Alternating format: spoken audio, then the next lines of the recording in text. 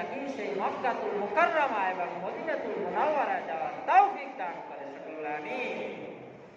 সবাই যেতে মনে চায়, ঠিক কিনা? অনেক মানুষ আছে, অর্থ আছে, কিন্তু যাওয়ার মতো সুযোগ হয় না।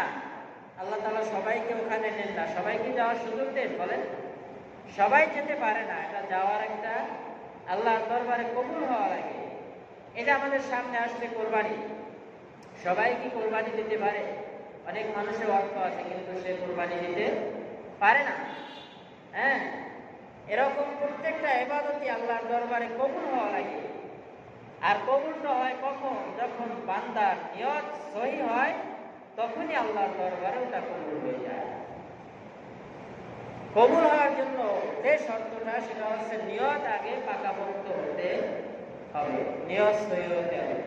সম্মানিত সুধী, যাই হোক, আমরা জিলহজ মাসে পদার্পণ করেছি। জিলহজ মাসের আজকে প্রথম জুমা। এই জুমায় আল্লাহ তাআলা আমাদেরকে খায়ের ও বরকত দান করুন, সকলে কিন্তু বলি আমিন। কারণ জিলহজ মাসের প্রথম 10 দিনের ভিতরে অনেক গুরুত্বপূর্ণ ইবাদত আছে। এই 10 দিনে পয়গাম্বার অনেক ইবাদত করতেন। পয়গাম্বার এই 10 দিনে রোজা রাখতেন, এই 10 দিনে নফল ইবাদত করতেন। হ্যাঁ, নফল ইবাদত বেশি বেশি করতেন। কারণ পয়গাম্বার বলেন যে জিলহজ মাসের 1 তারিখ থেকে কুরবানির আগ পর্যন্ত এই দিনগুলার সম্মান জুমার দিন হতে অধিক। সুবহানাল্লাহ। রাতগুলার সম্মান জিলহজ মাসের প্রথম দশকের প্রত্যেকটা রাত হচ্ছে লাইলাতুল কদর। লাইলাতুল কদর সম্মানের সব। এক লাইলাতুল কদরে আপনার যত সম্মান, এই জিলহজ মাসের প্রথম দশকের প্রত্যেক রাত কত সম্মান। এই জন্য আমরা ফাঁকে ফাঁকে একটু নফল ইবাদতের দিকে এগিয়ে যাব। কারণ নফল ইবাদত আপনার আমার জন্য কিয়ামতের ময়দানে মানুষগুলো যখন জাহান্নামের দিকে যাচ্ছে, তখন এই নফল ইবাদত তার একটা বিশাল একটা সাপোর্টার হয়ে দাঁড়াবে, আল্লাহর কাছে সুপারিশকারী হয়ে দাঁড়াবে।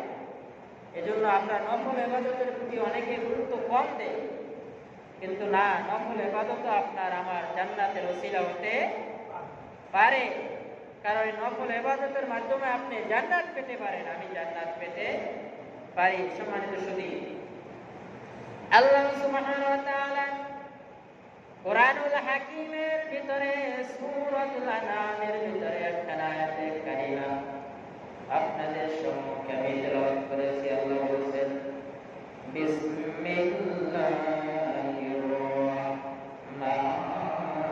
রাহিম।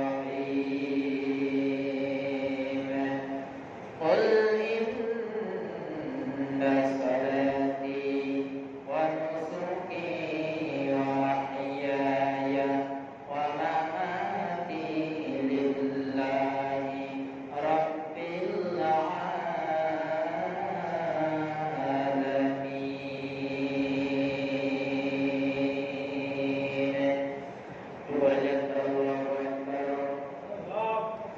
আল্লাহ রাব্বুল আলামিন বলেন, কুল, হে নবী আপনি বলুন, ইন্না সালাতি, নিশ্চয় আপনার নামাজ, ওয়া নুসুকি, আপনার কুরবানি, ওয়া মাহইয়ায়া, আপনার হায়াত, ওয়া মামাতি, এবং আপনার মৃত্যু, লিল্লাহি রাব্বিল আলামিন, একমাত্র কার জন্য?